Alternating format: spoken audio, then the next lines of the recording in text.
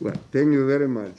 Thank you, everybody. This is, today is what? Is Wednesday, the 7th of July 2021. Good morning, everybody. Advocate Ngele, what is the lie of the land? Before you swear, any witnesses that are going to be called and be led, who are we expecting to testify today? Thank you, Chair. So today, from 10:30, or actually any time from now until 12, our first participant will be Dr. Mary Ann Dove from UCT. Thereafter, we'll obviously adjourn for lunch between 12 and 1. Right after lunch, we have the former Minister of Sport, Mr. Nconde Balfour, who will be joining us between 1 and 2:30. And then from 2:30 till 4 o'clock today, we'll have Ms. Zola Tamai, who was the former manager of the Women Protea team. Thank you. Thank you, Advocate Ngele. I believe that Dr. Dove is joining us online, and that should be her, whom I'm looking at online. Is that right? Good morning. Good morning, Dr. Dove. Good morning, Advocate Ntsebeza. Yes, Advocate Ngele is going to administer either the oath or the affirmation, depending on your religious predilection. Thank you. Dr. Dove, do you swear that the evidence you're about to give today is the truth, the whole truth, and nothing but the truth? And if that is so, please raise your right hand on camera so that we can see and say, "So help me God." Now been sworn in as a participant in the SJN proceedings. Yes, thank you very much, Mr. July. The witness has been sworn in. Dr. Dove. Yes. And good morning. Morning. Wow. Yes, Dr. Dove, as I understand, your submissions are based on the study that you undertook. Correct? Yes, you were at one stage engaged by CSA to conduct a study on socio-ecological factors in talent development in cricketers in a diverse society like ours. Yeah. Then issues that you were concerned with in that study was a career progression. It was about low representation of black cricketers.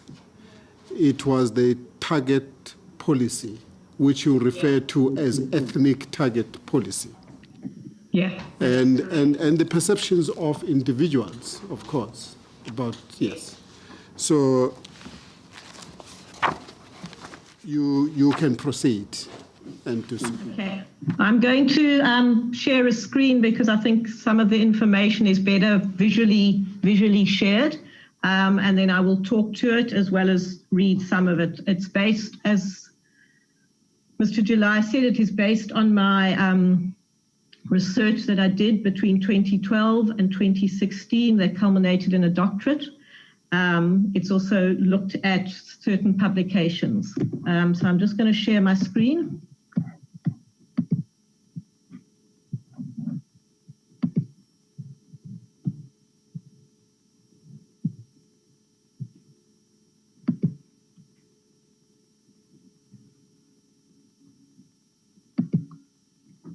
Okay, can you see that? Yes, very clearly. Okay, great. So thank you for allowing me to address this SJN Commission today and to share my research with you. And it very much is not about me, but it presents the perceptions, the experiences, the views and opinions of South African cricketers. Everything I'm going to speak about today is already in the public domain, as the work has been published as in a PhD, as well as in international and local publications. The research process is a very well recognized process and has been reviewed both locally and international experts. So it's not just about me, it has been reviewed. And the findings have been reviewed by experts with an understanding of cricket and the South African context. Just a little bit about myself, as I'm not that well known amongst people. In addition to my PhD in exercise science, I also have a psychology qualification and an executive coaching qualification. And probably something that I'm very proud of is my level 1 cricket coaching qualification. I am currently an honorary researcher at the University of Cape Town. I have presented my work and published my work both locally and internationally. The last time I presented it was as part of the World Cup at the 2019. It was the Science and Medicine Congress in Cricket, which ran simultaneously to the Cricket World Cup in England. In addition, I'm also an applied sports practitioner. I have been involved in player development and welfare for many years. In the early 90s, I was involved with NOXA, which is now SASCOC, where I also served on the Olympic Foundation, where we try to raise funds for Olympic athletes. I have also subsequently been involved with the Cape Cobras as a player development manager. I have worked with SACA. And for the last 2 years, I've actually been the player development manager at the University of the Western Cape. I've also been involved in mental performance training, and I'm currently very involved in coach education. I actually grew up playing cricket. I've probably played cricket since the age of 2, when I was forced by my brothers to play in the garden with them. I had 3 brothers. They needed a 4th member of the team. I've held leadership positions in sport since my university days. As I said, I was on the Olympic Foundation in the 2000s at the time of Sam Ramsamy. And when I haven't been working in sport, I've worked in the corporate sector, and my work has been very involved around people development. I've worked with remuneration, leadership development, and I was also very involved in affirmative action and employment equity consulting. So that's just a little bit about who I am and where I come from. So let's look at it. I just want to make a disclaimer right up front. By the very nature of this study, we have had to apply the current ethnic classifications that the South African government and Cricket South Africa use.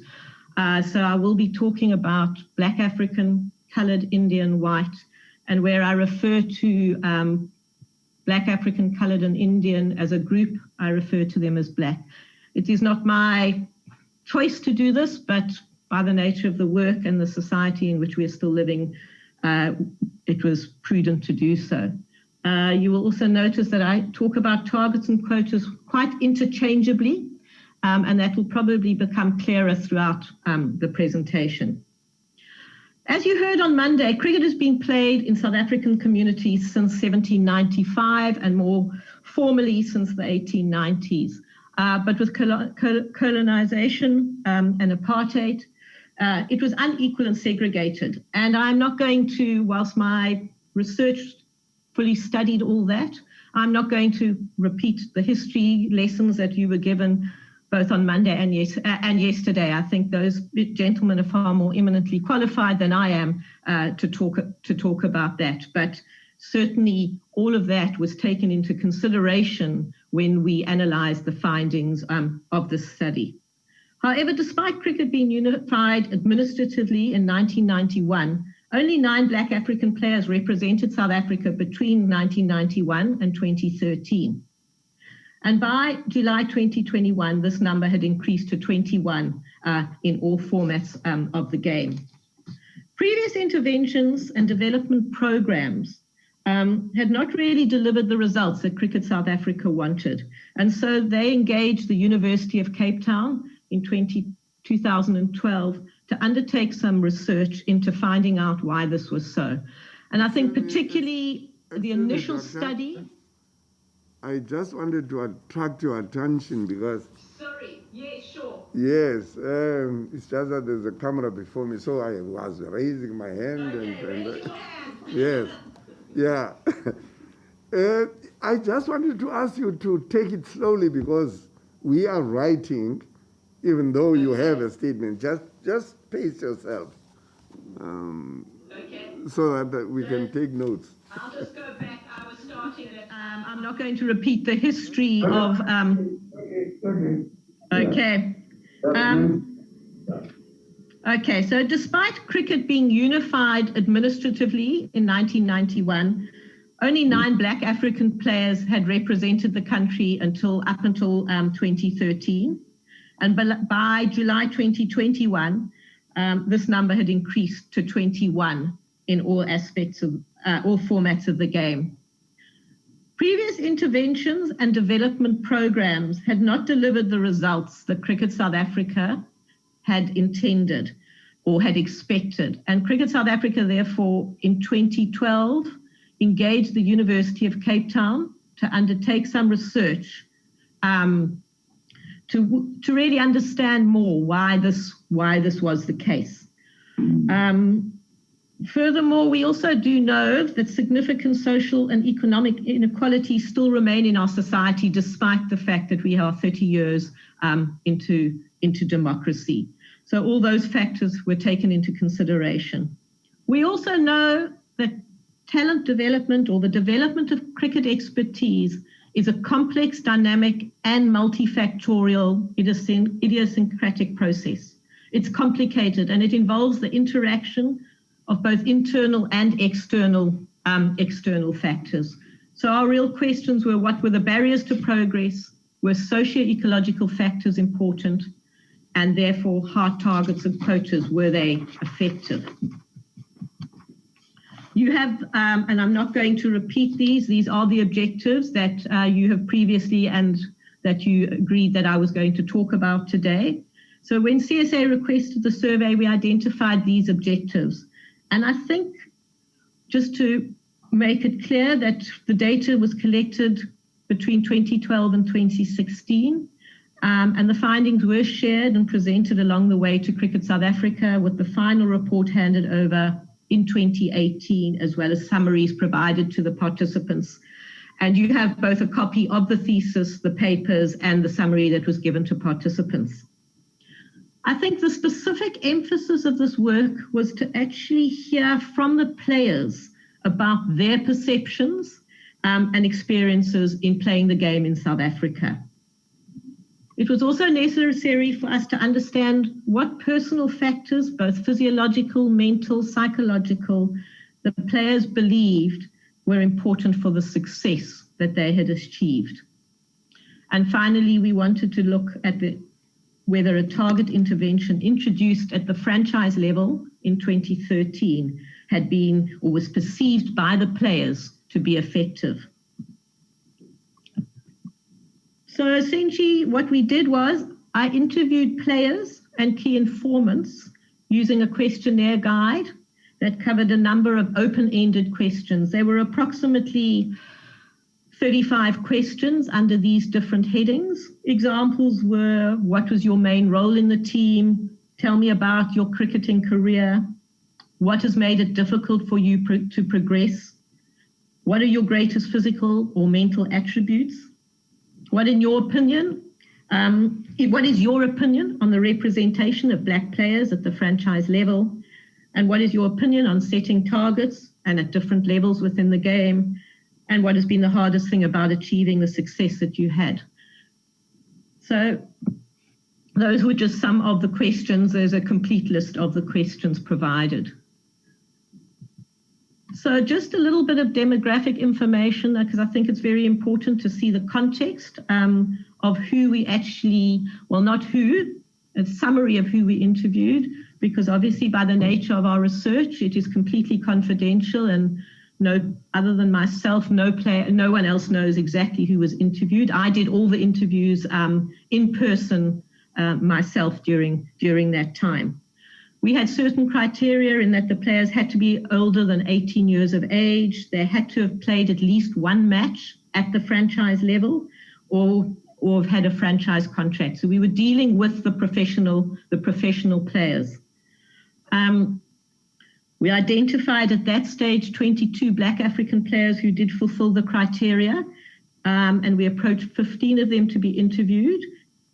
4 of them declined to be interviewed for various reasons. Predominantly, they felt that their confidentiality couldn't be maintained, and we obviously respected their opinion in that case. So we ended up interviewing 11 Black African players, 14 white players, 13 colored players, and 5 Indian players. Essentially, the players ranged in age between 21 and 36 years of age, and they were all born either before or during 1994, the year of our democracy. The oldest players were actually born in 1980, so actually some of the players had 14 years of apartheid, lived during the apartheid or non-democratic South Africa. All 6 franchises were represented, all playing disciplines were represented in that we had 14 batsmen, we had seam bowlers, we had 4 spin bowlers, we had wicket keepers, as well as some all-rounders. So it was a complete diversity of the players. We also, which will become a bit evident later, interviewed 16 what we call key informants. There were 7 coaches, 8 administrators, and 1 journalist, who between them had anything, or they each had anything between 20 and 50 years of experience. The importance of key informants is that they actually help with the ensuring that the data is trustworthy and credible.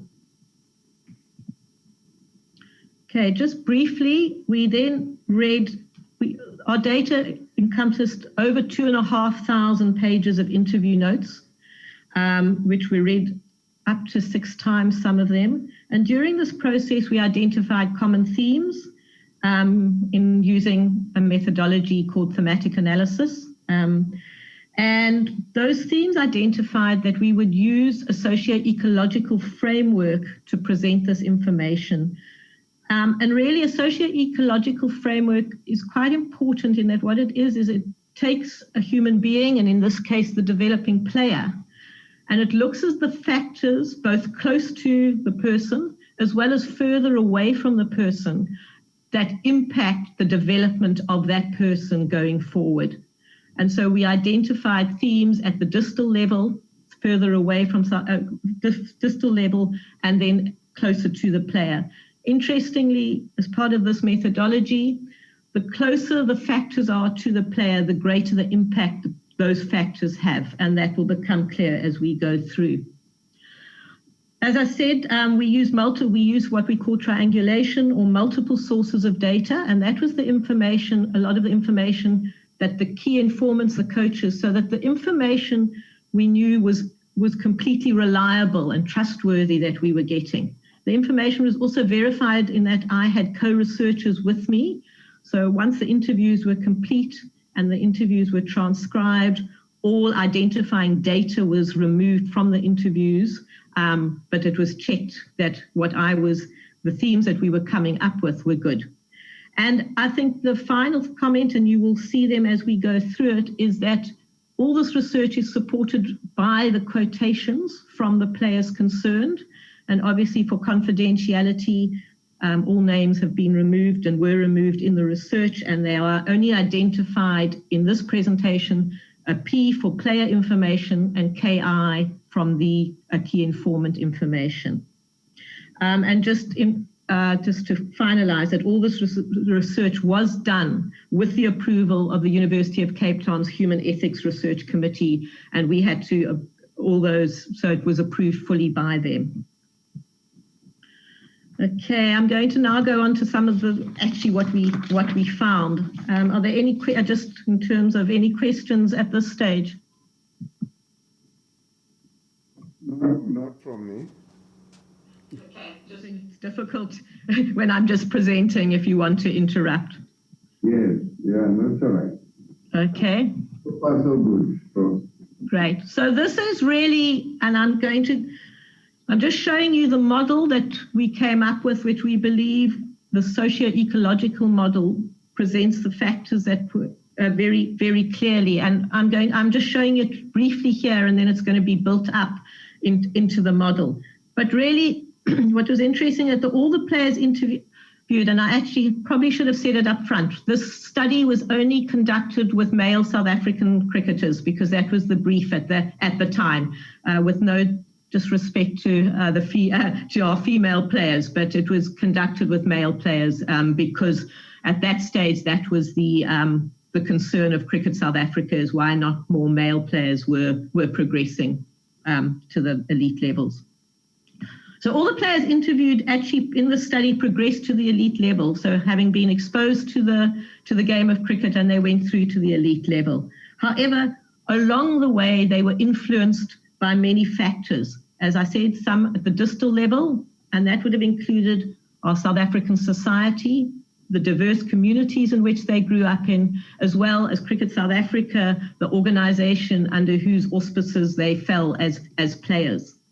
At closer level to the players were four key factors or relationships: the influence of family, the influence of the schools and clubs where they played, the coaches who were involved with them, and the senior teams with which they were part of. As part of this model, that all these factors, whilst they're presented here separately, they all interact with one another. So South African society obviously has direct impact on diverse communities, and the diverse communities would impact on the schools that the players attended and the families, etc. And so that goes, and that will become clear. Based on this, we were able to identify 5 barriers or enablers to progress, and that was dependent on who you were as a player and where you grew up as well. So really the enablers were access to opportunities and competition throughout the pathway. And this was seen as the major building block for cricketing progress and later success, was this access to opportunities. And I think that has been quite also talked about quite a lot earlier on during this week. This needs to be accompanied by the holistic player development from coaches and the cricketing organizations. And those are the 2 key factors that really are important for cricket progress. However, effective support networks are crucial in providing additional assistance, and those support networks would be families, mentors, maybe communities, etc. Whilst also more inclusive team environments need to take place to give players a sense of belonging, leading for improved participation and performance at both an individual and team level. And finally, which I think is a really critical factor, is there is a need for all stakeholders in the game to adapt their mindsets and embrace the diversity of talented cricketers.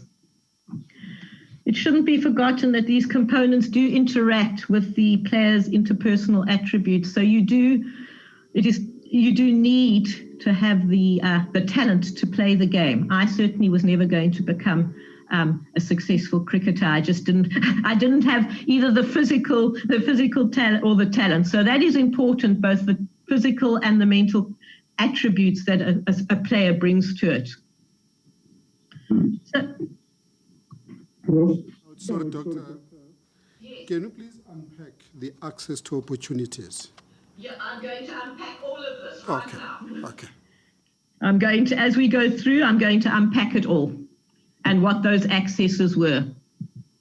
So essentially, the players progressed to the elite level, but they all went through different routes, some of them and different experiences. Some of them played at schools, some played at clubs, some had early provincial success, but others actually only played later. What was really important was during the early years, it was characterized by providing access to the game through multiple sources. So for the majority of white cricketers, they had access to the game from family members. For many of the Black African players, it was Cricket South Africa's what was a mini cricket development program. It was the Baker's Biscuits program at the time. It's currently the KFC program. Some had access through their schools and some had access through their clubs. And that was really quite important because What was also important in the early exposure was the impact of role models, and often those role models came from the same ethnic group as an individual or from the same cricketing disciplines. And I think it's really important at this stage just to bring up the importance of Makhaya Ntini for many of these young Black African players. They almost all of them that he was their role model. And because at the time that they were growing up, he was the key Black African player who was playing. Interestingly, the average age of starting playing cricket, the average age was age 6, but interestingly, the white cricketers started playing it earlier, followed by the Indians, the Coloureds, and the Black Africans started later. So some of our players actually only started playing the game at age 12 because of the lack of early introduction. So it's important that also the lack of role models or heroes plays an part. And another factor that came across from these players was the lack of limited television coverage of the game, because at that stage, much of the TV coverage was on pay TV. And so it was difficult for access to be able to even watch the game and learn about the game. And even for some players, obviously, access to even having televisions was an issue. So at the early stages and during their early schooling, from early to middle years, the early years is sort of primary schooling. It was actually much easier for white cricketers to play the game than it was for some of the Black cricketers, just from an exposure point of view. The transitions to the middle years from junior school into high school is actually particularly difficult for Black African players. What essentially happens is that if you play mini cricket, if you do not have access to go to a school that offers cricket facilities, it is very difficult to progress because there are very few facilities for players who do not end up going to schools. This group of players ended up, the vast majority of them, and I'm going to show you that just now, they actually ended up going to what we call formal Model C schools or private schools on bursaries, and that was a reason that they succeeded. But as we know, for the vast majority of South African youngsters, they do not have that luxury of going to a school with cricket resources, and that was really important. During the middle years, these players continued to play the game, and then they continued, and the vast majority of them made it through. Interestingly, 60% of this group of players, of 43, played South African under-19 cricket, and it was actually a fairly common. What was important was the ethnic distribution of those 60% was actually fairly similar. The transition from cricket into the senior level, and I'm going to talk a lot more about it, again was during different routes. Some went into Cricket South Africa's high performance systems.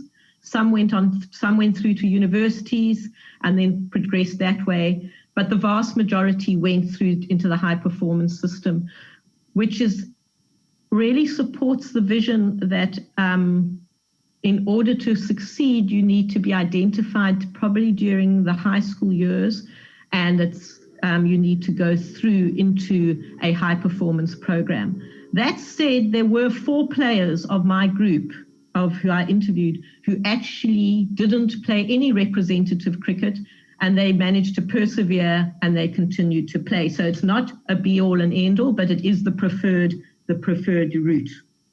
And then at the senior level, and I'm going to share here, with the senior level, this is the players at which age they either made their debuts at the senior provincial level, what used to be called amateur cricket, and then at their franchise debuts. And so all of these players actually made their provincial debuts and their franchise debuts fairly young because they were successful. If you look at it, the average age was 18.9 playing amateur cricket. And by age 20, on average, these players had actually played professional cricket. Something I just do want to highlight is on the bottom line there, that the last line there, we talk about how long it took them to get from the senior provincial into professional or franchise cricket. And interestingly, the white players took half the amount of time to make that transition for whatever, and those are the reasons, some of the reasons that we're going to address as I talk about it. So it took them 0.9 of a year, whereas the Black Africans, it was 1.8 of a year. The Coloureds, it took longer, and the Indians, it took 2 years to progress from that senior provincial level into the professional cricket. So despite the fact that all these players progressed along the way, there were factors that made it, challenges and enablers that made it.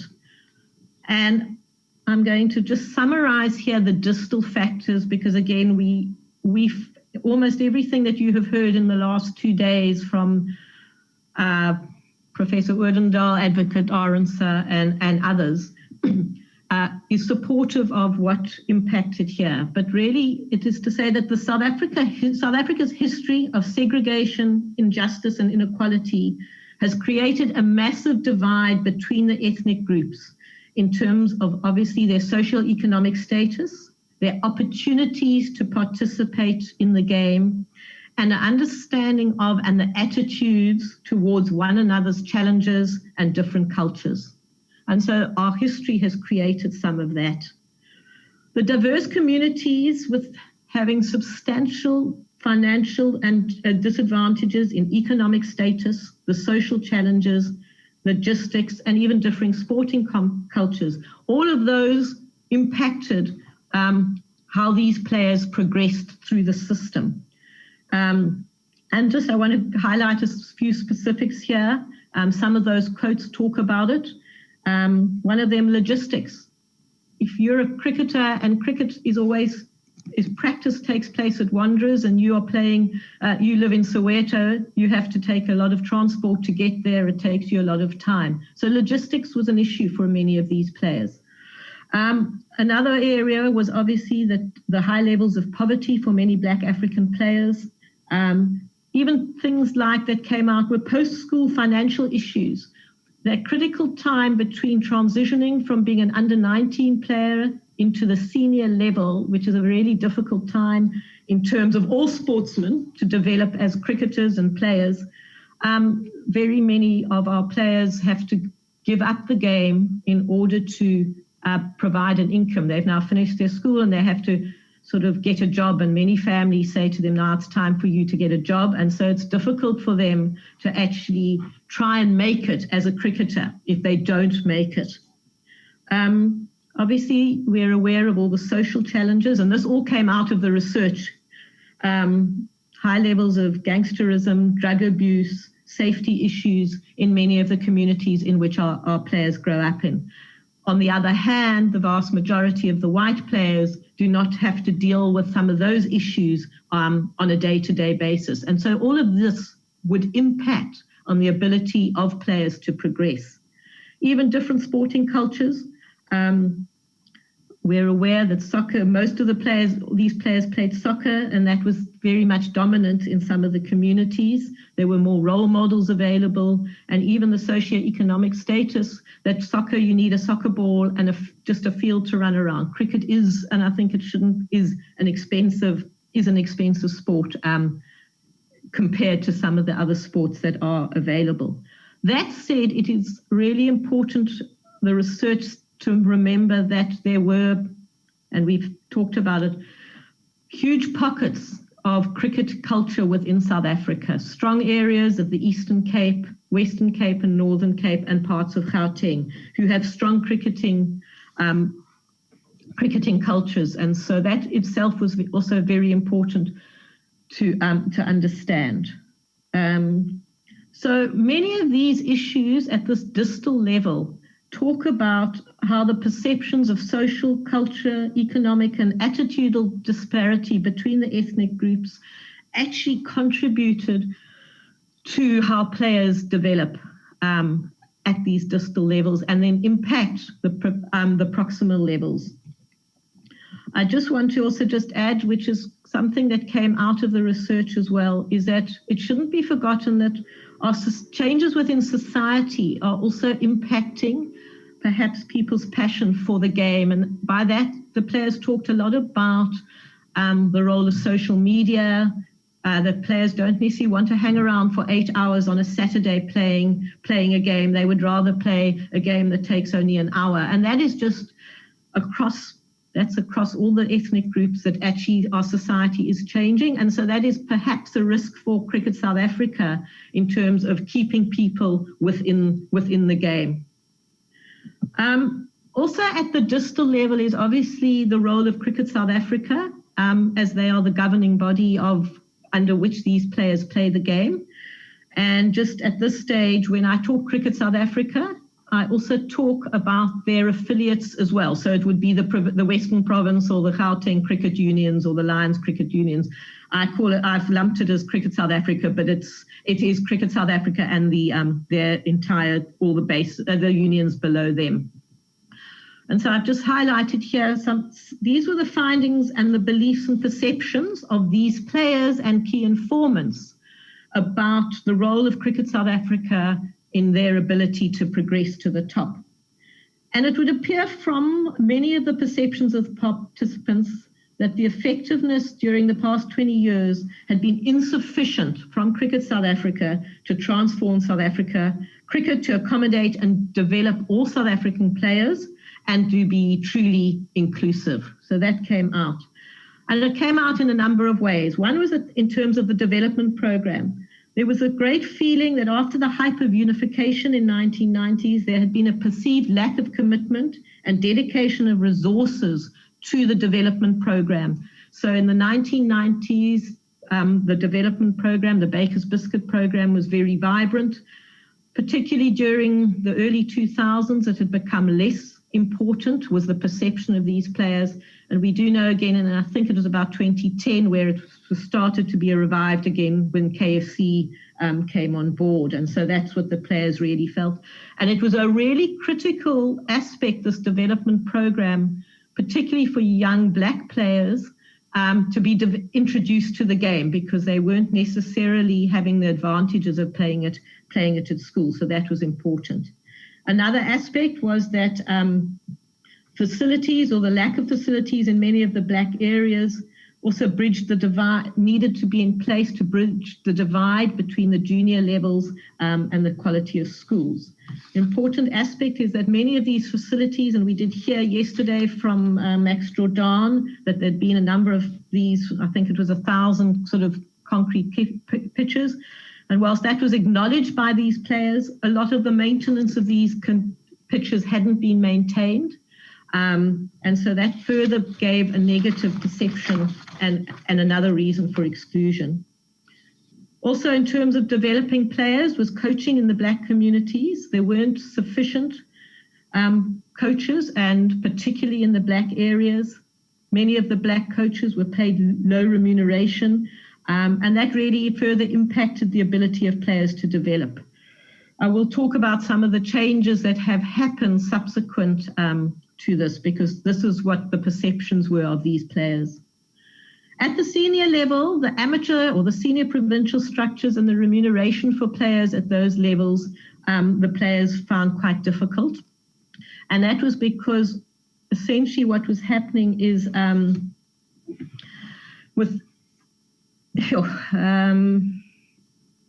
were the number of franchises that the players talked about, and with the senior provincial provinces, what really happened was that some of the players in those senior provincial teams, about 50% of them were paid a salary and 50% weren't. And that was not necessarily ethnically different, but they were expected, these players, to be able to play. They had to train as hard, but some were being paid and some weren't. I think the new structure of Cricket South Africa will alleviate some of those difficulties. Another area that players talked very strongly about was the relationships between Cricket South Africa and the unions with their senior players. And it appeared that better support and more effective and proactive communications would very much enhance the relationship between all players and Cricket South Africa's organizational structures. This was particularly at two times. The lack of support and guidance was particularly poor they felt during the transition from the under-19 level through to the senior level. And secondly, at times of exclusion from the game. When players were injured, they felt that they weren't properly looked after. There was a lot of discussion that the ethnic target policy had not been properly communicated, and that players who then lost their jobs or their contracts because of this did not understand the reasons for that. And so they felt that there needed to be better relationships with the senior things, and that because of the lack of these relationships, there had been a loss of trust between senior players and the organization. In terms of playing contracts and remuneration, this was not actually a big issue, and I mean, I think but just their perceptions were around. They felt that having contracts only for 2 years was too short, which is interesting because in most sports, contracts are actually for very short periods, but they felt 2 years was too short because there was no security. But as we know, even in international football, I think even Manchester United players, they have short-term contracts because if you don't perform, as we know, you're out. But this was a perception from these players. There was also issues around the remuneration, and the remuneration for these players was in comparison, not to other players, but it was in comparison to other sports. They felt that cricket players at the sort of franchise levels, they were not getting the equivalent sort of salaries compared to their peers in soccer, football, or in rugby. And so that was an issue for these players across the board, is that they were paid not less, even though they were the same professional players, that the soccer players and rugby players actually were paid more than them. So that was just something interesting. I will discuss a little bit more about remuneration when we discuss the target policy. And then finally, these players also recognized that and felt that Cricket South Africa and their affiliates were not performing their respective leadership functions as well as these participants expected in order to develop the game and all its players. Many of the participants believed to a greater or less extent that the organizational leadership was less than optimal and that it needed to be improved so that South African cricket could actually thrive. They felt there was a need to have the right people being accountable, professional, and proactive and committed to the game. And I don't think there's any more needed to be said along that. I'm now going to, if there are no questions on this, are there any questions? I'm going to move on to the sort of proximal factors. Yeah, well, go ahead, Doc. Okay. Right. If we look at it, we talked about there are 4 key factors or 4 key relationships that impact and influence the development of cricketers. If we look at it here, the first one I'm going to talk about is family members are acknowledged as playing an indisputable support function in the development of cricket talent, and they have a direct influence on individual players. A strong family culture of sport and cricket was considered to be an enabler, whilst a variety of family circumstances, finances, family structures were often a barrier to progress for many players. Parents provided, or family members, because we included here not just parents, but also extended family members, because for many of the players, they lived actually, quite a lot of the Black African players, just anecdotally for you, lived with grannies, etc., as we are aware of. And interestingly, of this group who I interviewed you, not one of the Black African players here talked about their father introducing them to the game, which was completely different from many of the colored and white players. And I think, as we are aware, and I think the number is about 30%, that only 30% of Black Africans live with their biological father. And so that in itself creates another barrier in terms of it. So parents or family members provided tangible support, logistics and financial backing, as well as strong emotional support. So if we look at that, but unfortunately, because of the economic circumstances, some of the social realities and the beliefs likely to play a part in distinguishing the levels of parental support.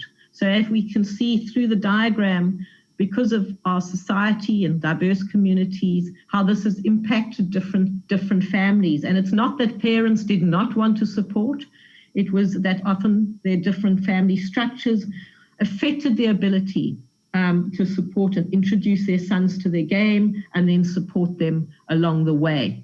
There were lots of these kids came from single parents structures. Also, interestingly, certainly for the Black African players amongst them, I think if I remember correctly, all of them were first generation cricketers. So they didn't have the history of cricket, which again is a difference between many of the white players whose parents had played and particularly grandparents had played. And so that, again, I think that quote there, I mean, it was cricket talk around the table. So many of the players were steeped in cricket tradition, whereas for other players, they didn't have those traditions. As we're aware, a lot of the social challenges faced by some of the families that these players came from. The logistics I've talked about, getting their kids to practices, having to catch taxis, etc., in comparison to many of the white kids whose parents actually were able to drive them to practice, etc. All that played a part. And so it was very difficult, also the different financial circumstances of the players. It was very difficult for players from Black, coloured and Indian communities to have some of the equipment, and their parents had to make major sacrifices because of the expense of support. And this plays out in terms of family in the fact that there was a lack of private coaching, and I'm going to talk about that amongst many of these players because there wasn't the excess income available to have private coaching, and that proved to be a really important factor. Even in terms of equipment, a cricket bat costs up to 2,000, and probably once you get to the senior level, 4,000, 5,000, 6,000 rand. As one of the players talked about, you can buy an awful lot of soccer boots for the price of a cricket bat. And so that again was also an important thing. All of these players talked about the emotional support, and they talked really passionately about the emotional support that they had received from their families. And as I mentioned, in many cases of the Black African kids, a lot of them was from their grannies. But really that is really important, and lots of them spoke about their family members being role models for them. So again, the role of family is important, and our different family structures and circumstances certainly could impact the progression of players from different communities. If we go on to the next one, we talk about the schools. And I'm going to talk about where these kids all went to school just now, but I think what really came out of this research from a summary point of view is the attendance at well-resourced schools with good cricket cultures provided the opportunities to participate, compete, and develop the fundamental skills required of an elite cricketer. The current club structures and the quality of schools that are available to the majority of potential cricketers do not provide these same opportunities. The good schooling contributed to holistic development of these players. And so if we look, I just want to share the next slide with you, is all of these players, this is where they went from primary school and then to secondary school. So all the white players went predominantly from both primary school and secondary school. 100% of those players went to what we call formal Model C or private schools. The Black African players, some went to primary school, 55% of them even went to Model C and private schools.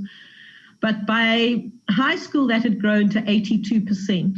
The coloured players were slightly different, 23 and then 77, then 54. The Indian players, they went to 20 in that group. So 81% of our sample of 43 went to either formal Model C or private schools.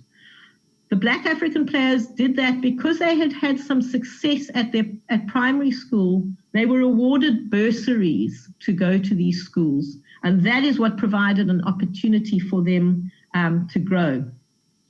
But what this research showed quite clearly was that the awarding of bursary needs to be done with lots of caution and very good mentoring, because the players had a lot of individual challenges. Some of them, when they went to the bursaries, some of them went on these bursaries to boarding schools, and so there was homesickness. Some of them couldn't even speak the languages. But interestingly, despite the challenges, they all said that they would do it over again, because the benefit of going to these schools for them was the culture of cricket, the access to facilities, the good coaching, and the all-round ability to grow emotionally, educationally, as well as with their cricket. And so, as we are aware, this is not available to the vast majority of South African youngsters. And the stat that I came across, which came out of the Eminent Persons Group data, was that only between 8 and 12% of South African high schools have cricket facilities. And I think that has again been addressed in the previous 2 days as well, that schooling is a very important mechanism for developing talent, but if the schoolings don't exist, or the opportunities at schools, that creates other challenges. So without the facilities, it is difficult. That said, also what came out, that this idea of essentially taking players out of their home communities and putting them into, as I said, these former Model C or private schools, was felt to be a good short-term strategy to develop cricket, but that a longer-term strategy needed to be to grow cricket in the communities in which these individuals live, and to grow the facilities and enhance the facilities in their communities, and that the bursaries was maybe just a short-term solution and not a long-term solution. The need was to grow the game in the communities. So that is a little bit, and that, yeah. Who did that come from? That suggestion that a long-term solution would be the development. From many of the players and the key informants. That was their perception, that short-term, what they were saying was that short-term, we needed to, because of the need to have more representation at higher levels, the short-term solution was important because they needed to have representation. But the long-term solution was that needed to have cricket in the communities. They saw it as the short-term solution is because the longer-term solution is that we need to address some of the, and again, it was discussed much earlier, was the schooling, the access to teachers, or the role of teachers in the schools, in the communities. So that came from the study, it's not my opinion that that's the long term. It came from many of these players. Perhaps what I wanted to find out, was it something that the study established from interviewing the black players themselves, or generally everybody who has to do with the schooling process and the extent to it? Yeah. It was the black players themselves and the key informants, which were some of the administrators and coaches. Okay. Yeah. So it was, yeah. And this is just an example of the sort of differences in what different schools offer. And I just want to talk here that some of the alternative solutions that the participants put forward was the concept of the Cricket South African hubs, because of bringing players from underserved community to a central area. So if schools didn't have it, they would come to a common area around a particular hub, because in that way you were keeping the cricket in the communities and decreasing dropout. I think another really important part was from once the players were transitioning from high school into the senior cricket levels, was the need to have some form of educationally linked academies. Examples were given like the University of Fort Hare, where there is a cricket academy, but the players still study at the same time. And it may not be a university, it may be some vocational training, because we do know that not everyone, wants to go to university. But it was really important that in that transition for players from under 19 into the senior level, that as well as playing cricket, they were also furthering their education. And that was really important, because we know that if players don't succeed at the game, and as we are aware, the pipeline gets narrower and narrower. There are only 11 players in a national cricket team, yet we have all these players coming into the system, that there needs to be something if they don't succeed at the game. And that was across the board for all cricketers, because they don't, professional sport is only a few people actually succeed. If we move on to the role of coaches, and coaches were one of the most important influences both on and off the field for these players. The coaches played contrasting and various roles during the journey to the elite level. The roles required different expertise from the coaches and different attributes, which many of the coaches may or may not have had. It is also important to have congruent player-coach relationships, and active mentoring process was recognized as key components in enhancing player development. So if we look a little bit further into what we mean by that, the coaches are absolutely critical, and these congruent relationships. The players most of the players spoke about remembering their coaches, not the ones that were good technically, but the coaches who had very good interpersonal skills with the players.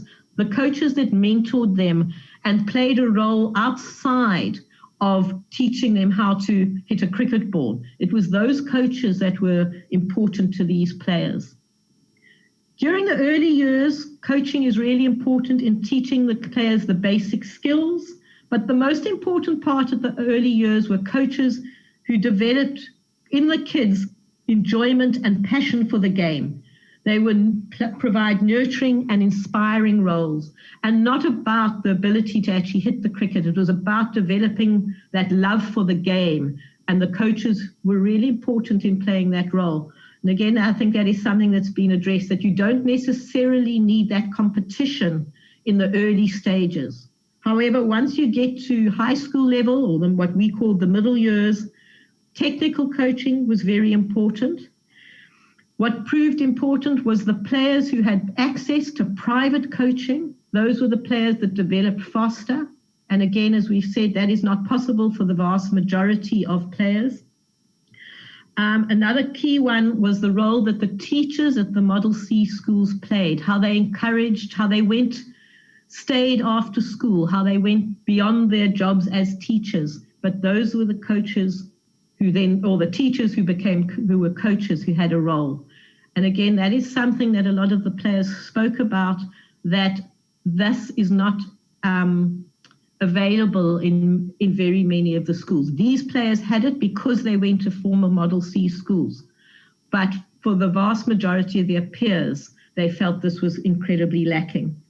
And then at the senior level, the importance of coaching was obviously teaching the kids technical and tactical skills. But really important was the people management abilities of the coaches, important of coaches to communicate, to connect with players, to understand players, and I'll talk a little bit more about that, and to build trust and belief in players. And the vast majority of these players and key informants felt that many of our coaches lacked the appropriate intrapersonal and interpersonal skills in order to actually develop that connection and communication with players.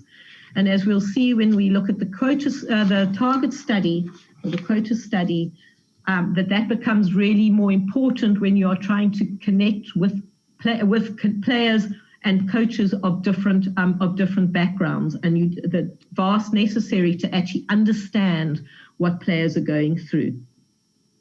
And so the mentorship program also came out very strongly here, the role of mentors, and they felt that this was an important aspect that needed to be further developed in South African cricket. And then the fourth one, in terms of closeness, was the role that teams played. And this was probably and it was particularly at the senior level. There didn't seem to be, the players weren't worried about the role of the teams when they were at junior school or even in high school, but it was the role of the team when they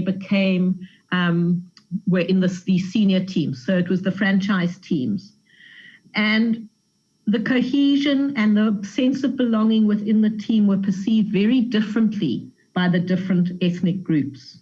The attitudes of team management and players led to the sense of inclusion of Black African players, and this was evidenced by getting results of limited playing opportunities and limited off-field integration.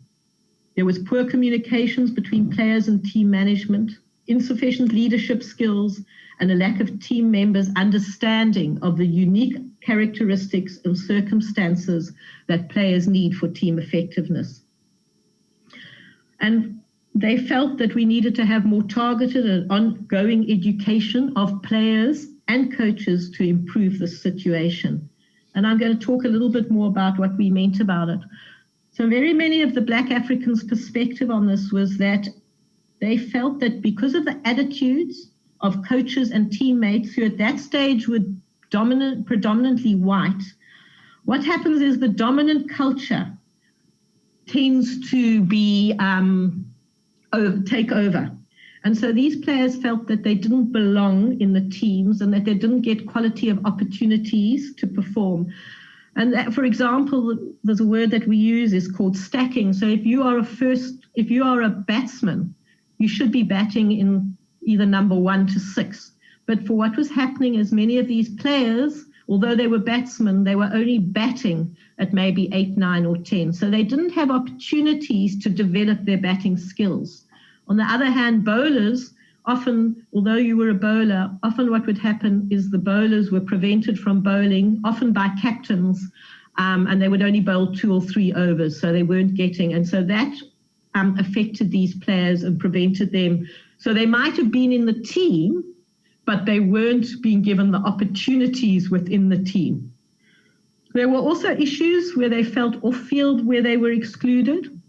This happened and this played out in terms of different languages, interests, and even the food that is served in the change room during lunchtime. And so small things like that. There were issues in terms of cliques within the teams. And whilst we do see cliques in most sporting teams, the cliques in these franchise teams were very much along racial lines. There is even a quote that I haven't put here where they talk about, this is the white combi, you can't go into it, you must go back to the other combi when the guys were moving along.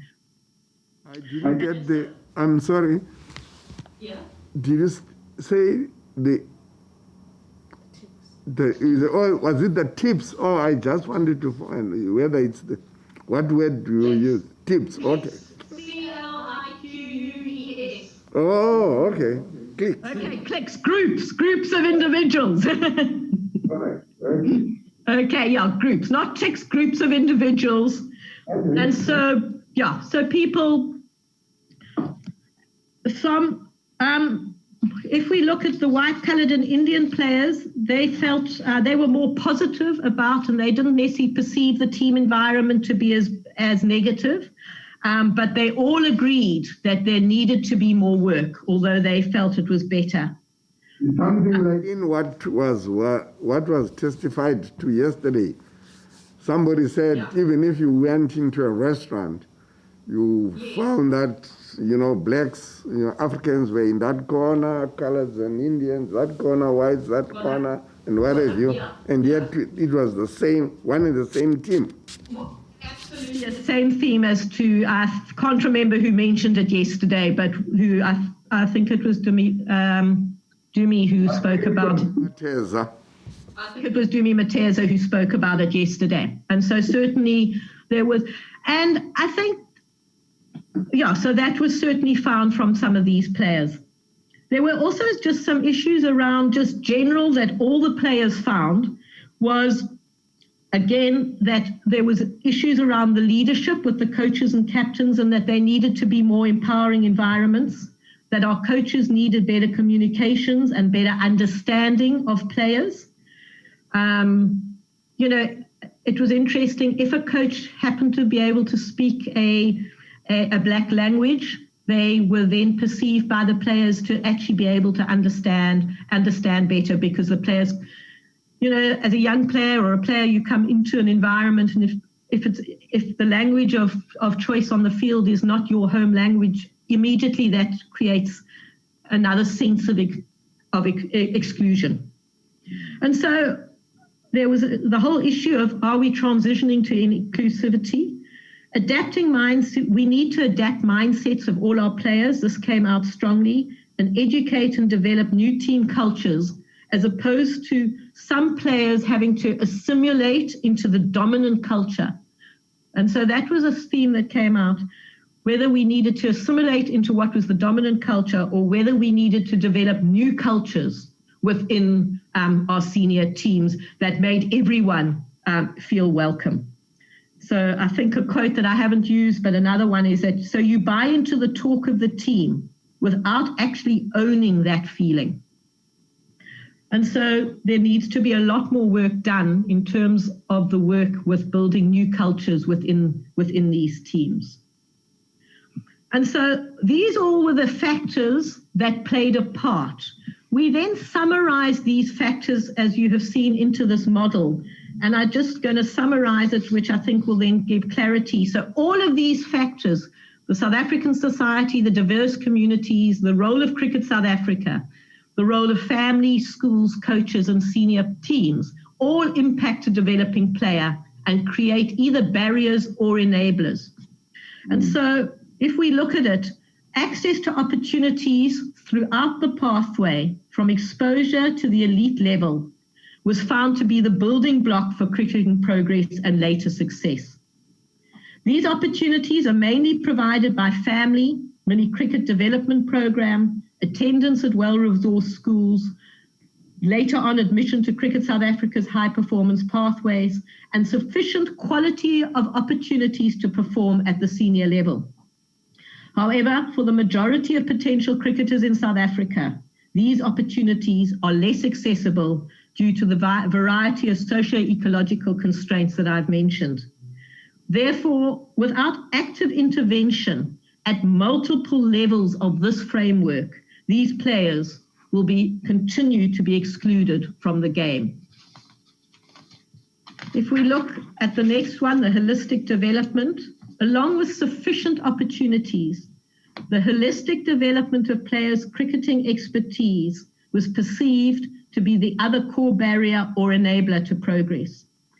Unstructured play and multiple sports participation, complemented by effective technical and tactical cricket coaching at the different stages of the pathway, creates the foundation on which cricketing success is built.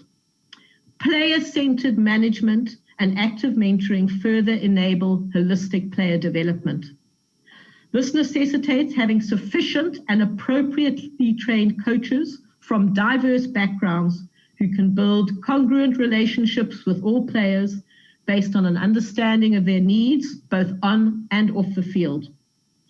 A lack of commitment to the holistic development of all players has resulted in the slow progress of players from some ethnic groups transitioning to the highest level of South African cricket. If we look at the support networks, despite varying levels of support due to different family structures, social, cultural, and financial circumstances, these players progressed because of the support provided by their families and significant other individuals from the cricket community and schools. That was the bursaries, etc. Tangible and emotional support, particularly from parents and family, reinforce the participation and progress of all cricketers. However, players from single-parent, lower socioeconomic communities are less likely to receive this support, thereby increasing the risk of exclusion. And that is a factor that is around the world in sport. Has been found that it happens. So in order to retain players within the system, support from the cricket structures was found to be most important during the transition from under 19 to the senior level. We need increased socioeconomic and cultural challenges seem to exacerbate the already high level of player dropout at this stage. If we look at team environments, the senior team environments were perceived by Black African players to lack cohesion as a result of limited playing opportunities and off-field integration. In addition, team effectiveness was compromised by insufficient leadership skills, poor communications, and a lack of understanding of the uniqueness of each player. Improved team cohesion and effectiveness, facilitated by emotionally intelligent team leadership, will create more inclusive team environments with the potential for enhanced individual and team performance. And then I think finally, this research found that attitudes towards players from ethnic groups different to oneself have been shaped by the country's historical and social forces, and this will take time and dedicated effort to overcome. These mindsets were revealed in various situations: the manner in which teams were selected, the amount of playing time afforded to some players, a lack of belief in the cricketing abilities of Black African players by predominantly white coaches, ethnically aligned cliques in teams or groups in teams, attitude towards targets and transformation, and a failure to recognize the impact of South Africa's complex inequalities on the development of all players. Therefore, for genuine integration to occur, there is a need for all stakeholders to adapt their mindsets, to eliminate racial bias and accept the diversity of talented cricketers playing the game in South Africa. And just to conclude this bit in terms of, we just need to understand, I want to just talk on the personal attributes. In addition to these barriers and enablers, there were a range of intrapersonal characteristics, physical and mental, that the players talked about. Although the majority of the intrapersonal characteristics were similar for all players, so it was interesting, almost all the players highlighted the same issues, except in a couple of areas. One was in terms of a lot of sometimes the Black African players in the early days were motivated by extrinsic motivations, getting food and equipment and money to provide for their families. Also, Black African players had less access to the relevant physical conditioning and medical information necessary to prepare for cricketers. And then there was also attitudes by white coaches to Black players decreased the self-belief of these players. And so while self-belief is really important, the attitudes of previous coaches impacted their self-belief. And just to finish, there was no particular physical characteristic that the players identified. They really just, for some players you needed to be big and for some players you needed to be strong. So there wasn't a definitive physical requirement for the game, and I think that's sort of set off by the fact that their batsmen and bowlers need different requirements. There was no agreement on that. They all came up with different ideas. What they all agreed was the intrinsic, all of these players, I think all 43 of them, that intrinsic motivation, the passion and playing for fun, and that was really important, that you needed to be intrinsically motivated in order to have success at the level. And then in terms of the psychological attributes, the players talked about mental toughness as being very important. And I just need to say they all had different definitions of what mental toughness was. They talked about self-belief, perseverance, passion, and hard work. And those were the things that contributed to their progress. So that is the end of that part. And then the next bit is to look at specifically the target intervention. I don't know if there are any questions at this stage before we go on, or if you would like I certainly need a sip of water. Doc, you mentioned on the slide the contracts and remuneration, and you said you'll come back to remuneration. Yes. Are you still coming to? I'm coming to that with the when we talk about the targets and quotas. Yeah, that will be covered there.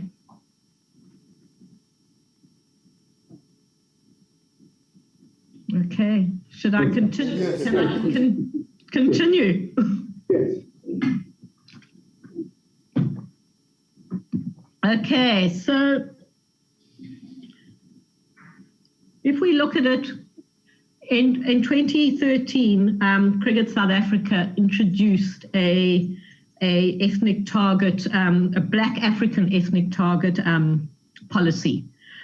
We have had some form of targets in South African cricket, and I'd like to say we've always had some form of ethnic target, because before 1991 we had 100% white target, and that actually no one else was allowed to was played the game. So actually there was 100% quotas before 1991.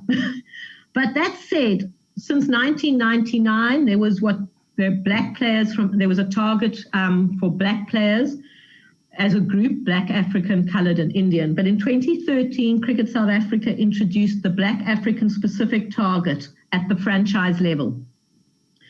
And these are just the numbers, what the numbers looked like. So in the first season, there needed to be 1 Black African player, then in the next season 2, and then in 2015-16, 3 Black African players.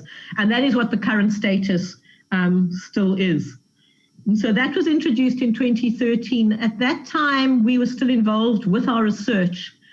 And so what we did was in 2015-16, once the policy had been in place for a period of 2 years, we asked the players, we re-interviewed many of the players, and we asked them to give us their opinion on the effectiveness. How effective had this intervention been?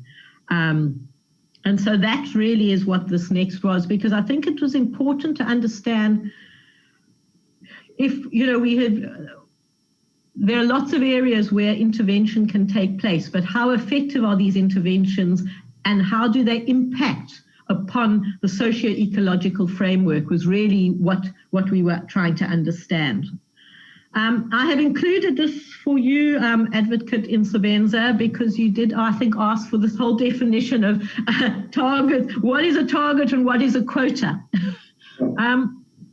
So here we have got these definitions have been taken from a law student or a PhD in law from the University of Stellenbosch, that a target is a guideline or goal that is trying to be achieved, where the quota is a non-negotiable target, which is mandatory and usually prescribed by an outside party. And so if we look at those, Cricket South Africa's intentions is a target, but often how it is applied is why people believe it is a quota. Because if there, and I think Advocate Arendse spoke yesterday, if there is sanction because your targets aren't achieved, which in the past has happened in South African sport, if there is a sanction, then perhaps it becomes a quota. And you will see from the quotes that the players talk about, which I will share with you now, the players and the key participants, the key informants all often spoke about, in their own words, they perceive it as a quota. Whilst the intention of Cricket South Africa is that it is a target, and I think that comes back to communications and communications of intention, so that people are all on the same page. Okay. So if we look at what did the players, and it's important, I think, again, what did the players, what were the findings regarding this intervention of this target in 2013. So it was after 2 years of being. So the bottom line is that targets alone are not an effective, sustainable intervention. And that we need to, along with targets, you need to have effective, holistic, integrated, and well-managed player development from grassroots upwards as a more sustainable means of transforming the game. And I think the quote there actually talks about, really sums up what the players and the key informants were saying about it. So they're not saying that targets weren't important, but that it's not the only means, and that there needs to be multiple interventions. And I think a lot of that came across also in the past couple of days. So if we look at, so how does targets impact those 5 main areas that I have talked about, the barriers and enablers? So I'm going to show you how targets impact access to opportunities, player development, support networks, etc. So if we look at access to opportunities, these were some of the issues that were said, so that the majority of our participants agreed that the major impact of quotas or targets was to increase access to opportunities to participate and compete at the professional level. For players who had been, and this access was really important for players who'd been excluded by law, outdated mindsets, prejudices, socioeconomic and educational society circumstances, or lack of resolve on the part of coaches, administrators, and society. So that thing of positive shock there, it was really important, because we know that access to opportunities and abilities to play is very important. You cannot improve and progress without the access to opportunities. The opinions did vary between the ethnic groups on how these opportunities were experienced. The Black African players and key informants believed that the increased opportunities wouldn't have happened without the introduction of the policy. So if the policy hadn't, these things wouldn't have happened. And I think this perception is supported by the recent revelations that Black players have continued to feel and be excluded from teams. So really what was important was the improved quality of opportunity, that these players then had a chance with the policy to actually develop their skills and gain valuable experience and better understand all aspects of their game. There was still more bowlers than batsmen, black bowlers than batsmen coming through. And again, that is something that was beyond this, but that certainly came through, and I know it has been previously discussed. And I think that is still, if we look from a consistency point of view, we still only have a Themba Bavuma who consistently plays in the national team, whereas we have more Black African bowlers, and that's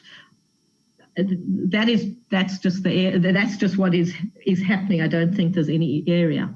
On the other hand, with access to opportunities, if I can call it, the non-Black African players, so the white players, some of the colored and Indian players, felt that they were compromised. And they suddenly felt that they no longer had opportunities, and that was their feelings.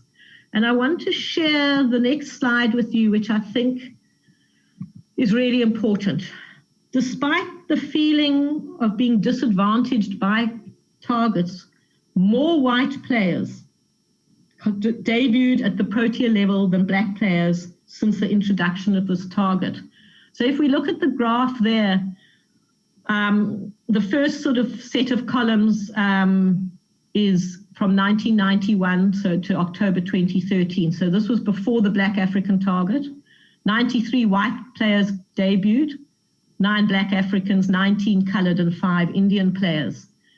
If we look at the period October 2013 to July, right up, I actually updated this on Monday, up to July 2021. Out of the 44 South African players, new South African players who debuted for South Africa, out of the 44, 24 of them were white, 12 were Black African, 11 were colored, and 3 were Indian.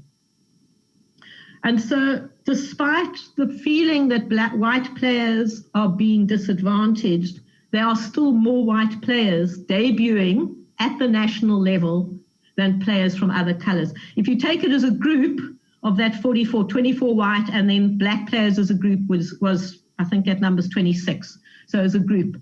So I think that is a really important to show. And we've just shown, in fact, that in the short period between April 2018 and July 2021, again, 50% of the players debuting were white players compared to players from the black groups. So I think, okay. So what did the players say about how targets and this policy had affected player development? And I think this quote here, the definitive answer now is that quote is in enabling an administrator to avoid doing proper development. I think it's important that talent development, we can't just have targets, we need to have effective development at the same time. Because if not, you're not just going to have, if you're just having targets and you're not developing your players, we're not going to have players coming through. At the time, there was the feeling that there were too few Black African players in the system. It affected the selection of teams. And importantly, in terms of the quality of cricket, some players felt it had decreased the quality of cricket, some players felt that it hadn't. But I think the overriding comment was that it shouldn't, is that we need to keep our quality of cricket at the same level, and that we need to bring all players through development up to the benchmark. And that certainly came through. And one of the key things here was about coaching and individual player management was perceived to be very important, and that the coaching was important, and that each player had their circumstances had to be taken into consideration. So that's what the players said in terms of player development. If we look at team environments, and it was team environments that were particularly impacted, again, and I'm going to just read a couple of things here. All participants believed that the changing characteristics of senior teams were negatively impacted the team that the changing character, that the targets negatively impacted team cohesion and effectiveness.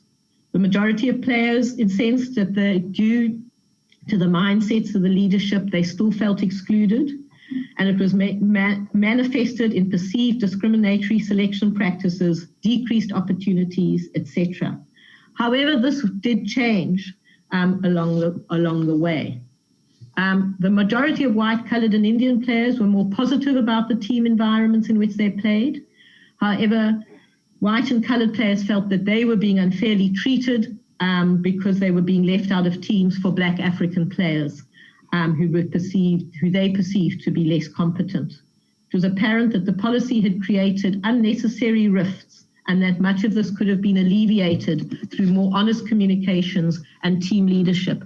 And I think that came through very strongly in the team environments, is that the whole intention of the target policy, the feeling was that it had been very poorly communicated, and that a lot of it had been left up to coaches to communicate, and that the coaches didn't necessarily have the skills in order to communicate.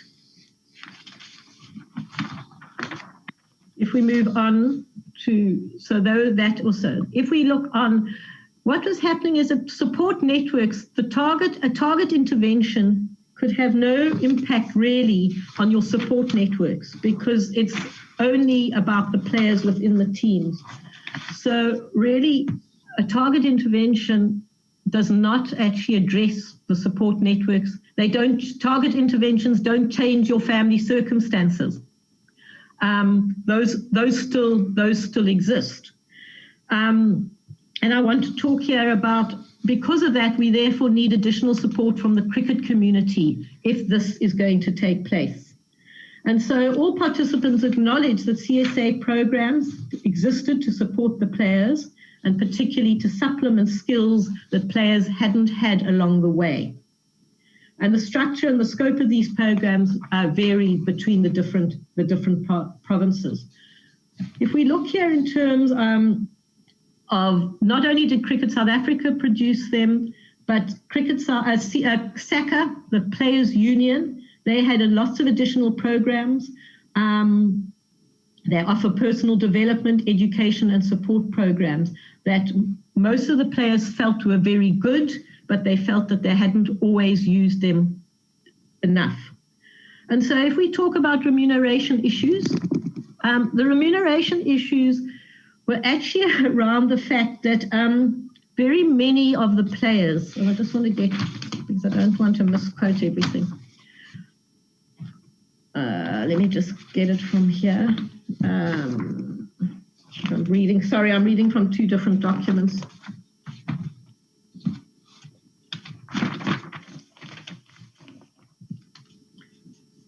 Okay. The remuneration issues were around. Also, while looking at that, I just want to take you back to your research says they had a lot of good programs, but they did what?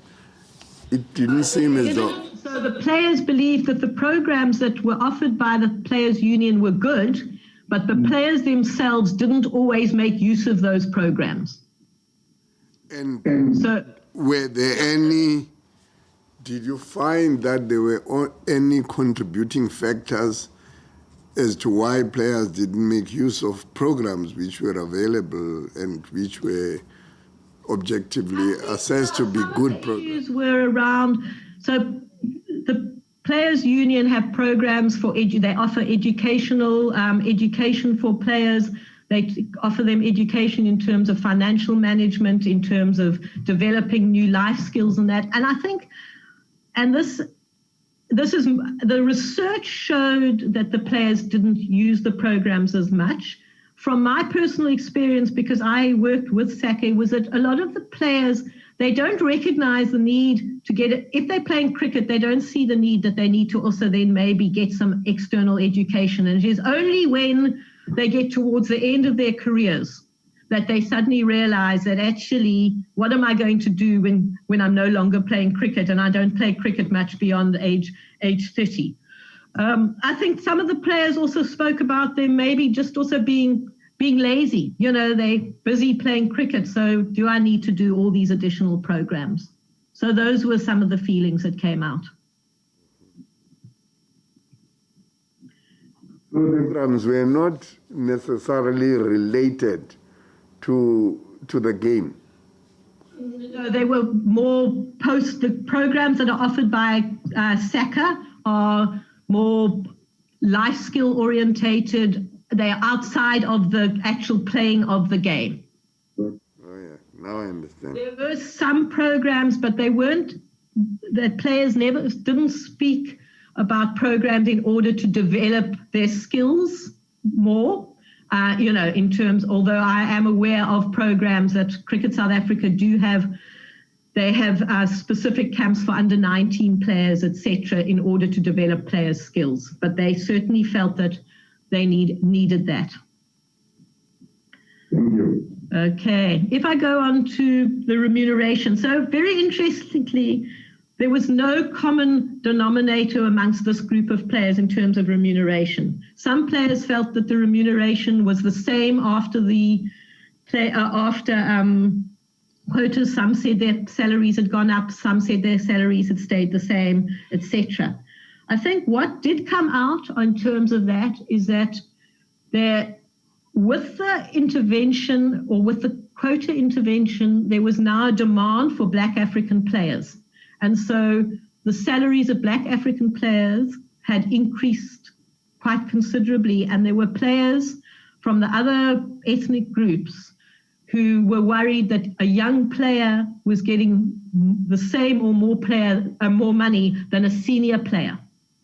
So it came from, so you might have a young Black African player coming into the team who had 1 year's experience, 2 years experience, and you might have an older white or colored player who had been in the team for 4, 5, or maybe up to 10 years. And the Black African players were actually, this is what the what the players were saying, white players were saying. They were upset that some of the black players, because there was a shortage of black players, they were now being paid more than senior players. So that is what came. And this, I think, is, and we didn't spend a lot of time in terms of remuneration. And the next point talks to it about player agents were exploiting the players in terms of this. They were trying to get more money for them. And I know SACA have subsequently are looking at, who is a player agent, because there was feeling from the players that the agents didn't really give them enough guidance, didn't do enough work for the players. So they really just took advantage of the situation, and that came. So a lot of this in terms of remuneration were perceptions of players. So I think it's important when you do talk remuneration, there's a lot more evidence out there in terms of actual facts. These were players' perceptions. I don't ever know that the players even knew what each other was earning, but I think that's the perception was there. But I'm sure there are much more, and this, which was beyond the scope of this research, of what the actual numbers were. In terms of as a support network, the players, as I said, were really that the programs offered by the Players Union, by SACA, that what the programs they offered, they were very good. As I said, they didn't make use of them. But what also came out was that at that time that they felt, many of the players felt that SACA was not representative of all the players. And that happened at two levels. And that was at the players level, and that I know has now changed. That there are now, in the last 2 or 3 presidents of SACA have been players, black players, and that the players are much more better represented. I know there are now even there are female members on the Players Union. But I think what, in terms of SACA, so that has changed since this study, and I just want to make that. But I think what hasn't particularly changed is that the majority of the management and operation structures of SACA are still white male. And so that is the actual operation. So not the players, not the executive committee, the players executive committee, but the actual management and organizational structures. Dr. Dunn? Yes. If I may, can you just clarify, when you say that very many of the players felt that SACA was not representative of all the players, in what way are you, what do you make reference to? What did they make reference to when they made that statement? Can you repeat that? I didn't hear the whole question with SACA. No problem.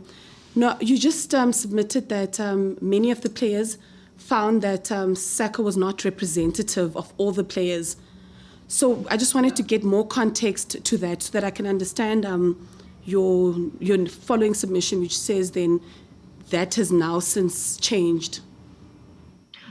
Well, at the time that of this research, the executive, the players, and I'll just go to there's a players executive, there are 2 parts of SACA. There's a players executive committee, and then there is the sort of day-to-day management and organizational structures of SACA. And so the players didn't believe, because during this time, even the executive committee was fairly white. And what I'm now saying, I am aware that that has now changed in terms of the executive committee. The current president of the executive committee is black. The previous one was also a black African, and I think, if I'm standing correct, so that on the players' side it has changed. But what hasn't changed is that the operational side, the majority of SACA employees are still white male. I hope that clarifies that. Yes, thank you very much.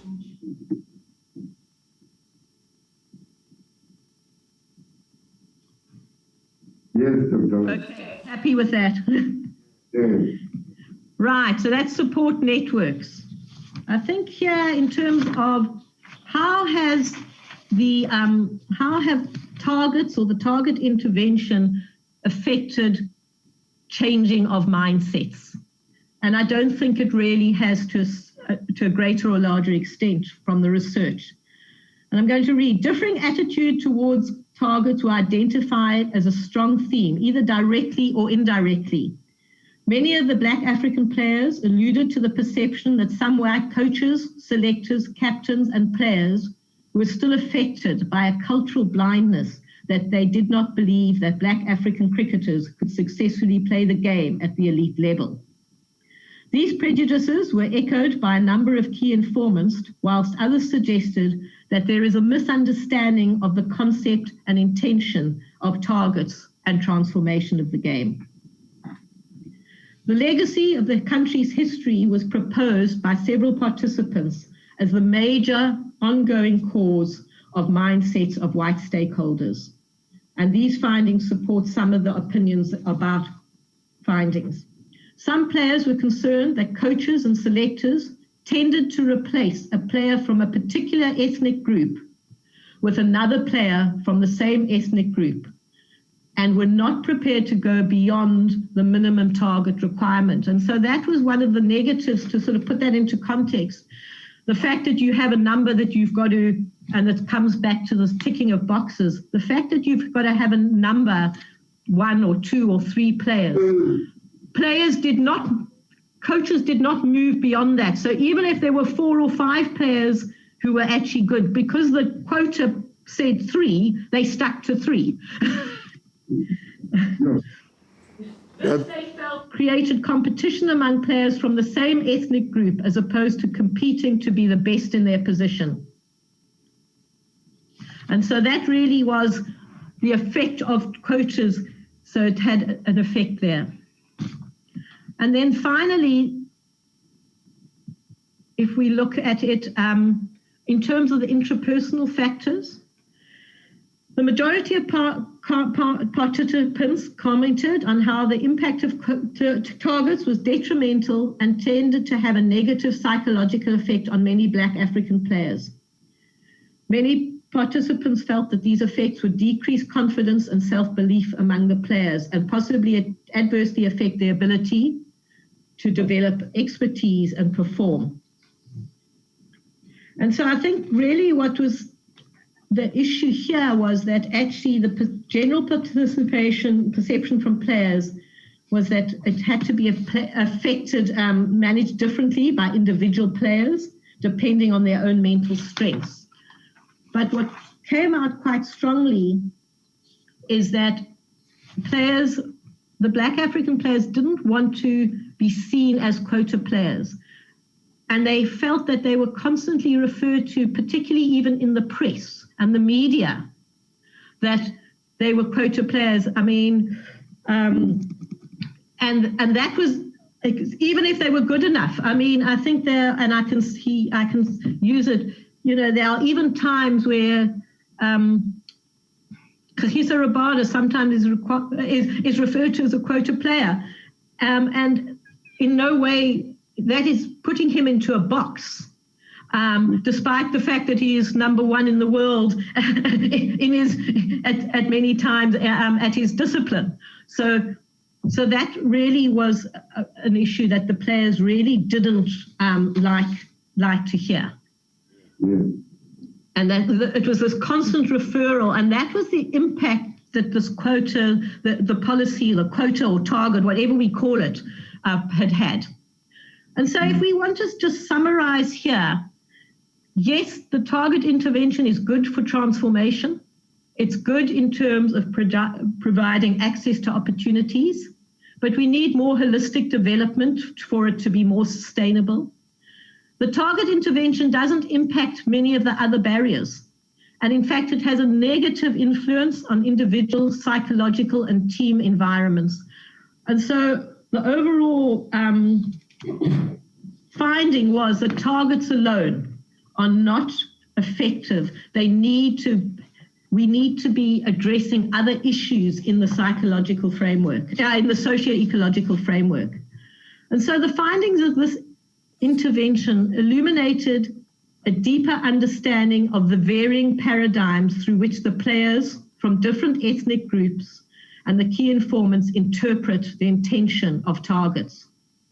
It further highlighted the impact that a divided South African society has had on the mindsets of individual stakeholders in the game and to some extent specific groups. Of particular concern was the fixation on mechanistically managing the development of cricket talent based on the numbers required in a team, rather than treating each cricketer as a person with specific characteristics and abilities. However, it could also be argued that the policy itself perpetuated the attention given to the numbers. On the other hand, without such a policy, the changes that have taken place in cricket teams may never have happened in the absence of a forced focus.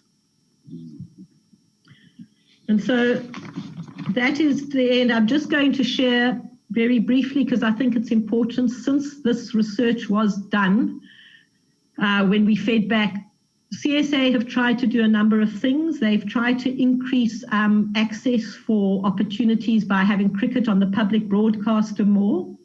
They've increased their hubs, and I know Max Jordan spoke about that yesterday, and in fact that is the hub in Khayelitsha that he was talking about, that picture. They've increased there have been more bursaries. At the time that I completed this research in 2018, there were 72 players who had bursaries. As we know, the professional levels of cricket have been restructured, and players are being monitored more. What they have done in terms of a holistic player development, CSA now have a needs assessment for all players and player development plans. My understanding is that they have increased the number of coaches. They've looked at the remuneration of coaches. They are trying to educate coaches in some of ensuring that all coaches are properly educated, and there is monitoring of how coaches are performing. And CSA can obviously give you more information on that. And just to finally look at some of the strengths and limitations of our study, because that is always important. I think one of the important strengths here is that it gave, for the first time, a study of this nature was done, and it actually gave a voice to the players. What we had here was 774 years of playing experience in cricket in South Africa. We also had, so that was the sum total of the players who had played, 774 years of playing experience. And so that's what informed the study. It was a countrywide study, so we got opinions from everyone. It was also had multiple perspectives. We had input from coaches and from administrators. And we took a very pragmatic approach. We really wanted to try and find solutions, and hence the reason for our socio-ecological model there. Obviously, in any research, there is some bias. Maybe the players didn't recall things growing up properly. An area for me is it would have been nice if we could have been able to interview players. These were all players who had made it to the top, or made it not to the top, but to professional cricket. But what would have happened? What were the players who didn't make it along the way? And in all research, we all have some of our biases, but we actually try to minimize that with the research.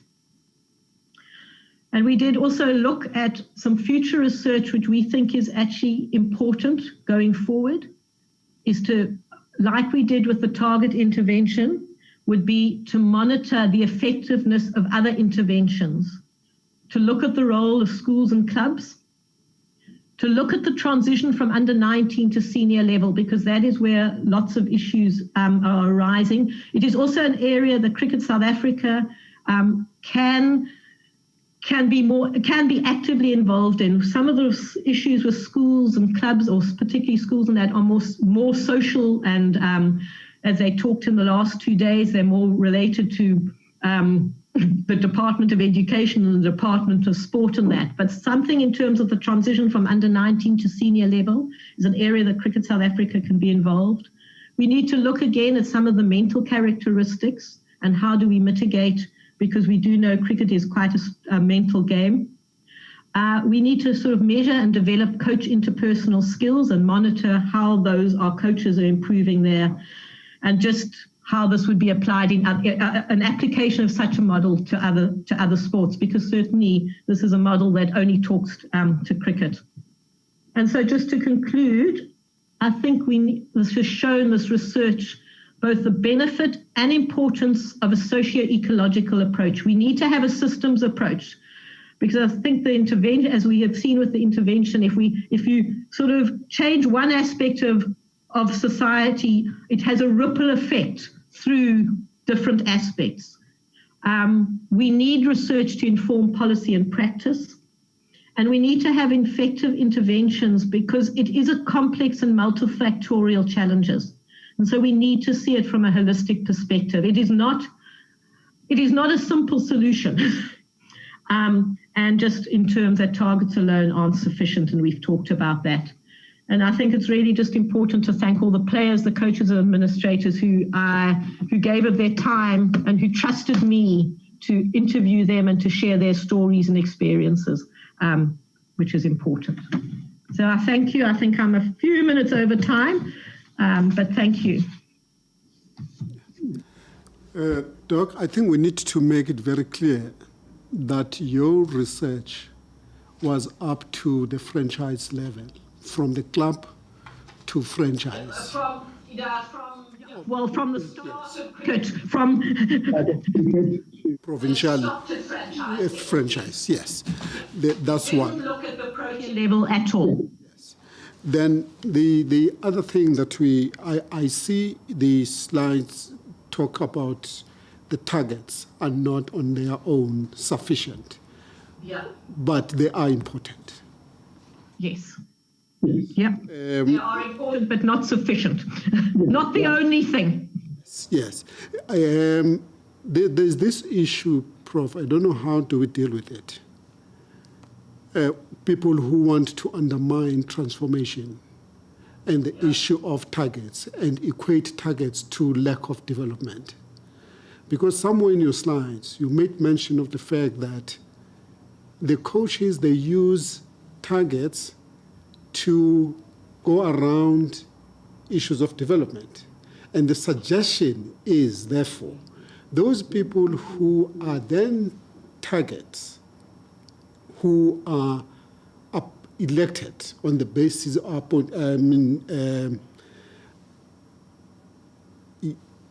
allowed to play because of their targeted people.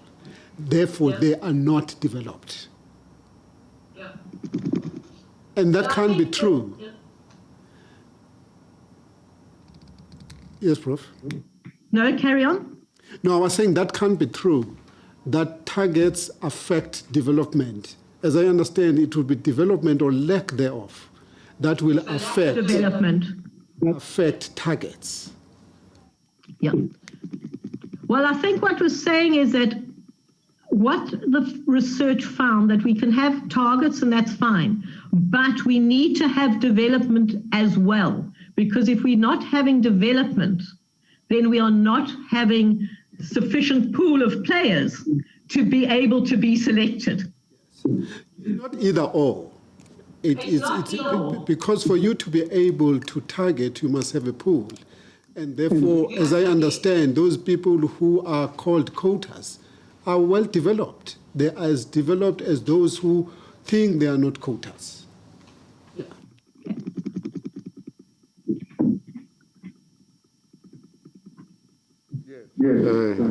Okay, yeah. Doc, thank you very much for your presentation.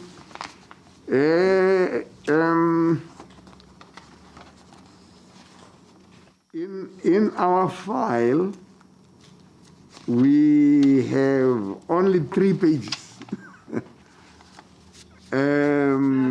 Understanding the factors affecting the development, including the socio-ecological framework, that diagram, and then implications, and that's the sum total of it.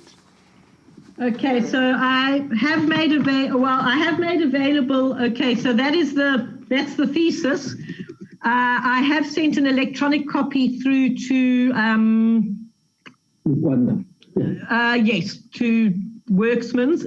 So there is an electronic copy of this. Cricket South Africa have 11 copies of this thesis that we gave them. So there should be a copy with... No, I'm not Cricket South Africa, I'm just the SJN project. But there is Worksmans do have an electronic copy. They also have a copy of the 2 papers that have been published, the Black African Experiences and the study on quotas and targets. I am very happy and will send you the presentation that I have given today. I only finished that last night. I will send you an electronic copy of the presentation, and you have a copy of the summary that I gave to participants, which really just summarized the presentation. That will be extremely helpful, Doc. Thank you very much. Those documents, and I will send them directly to Advocate Nkula.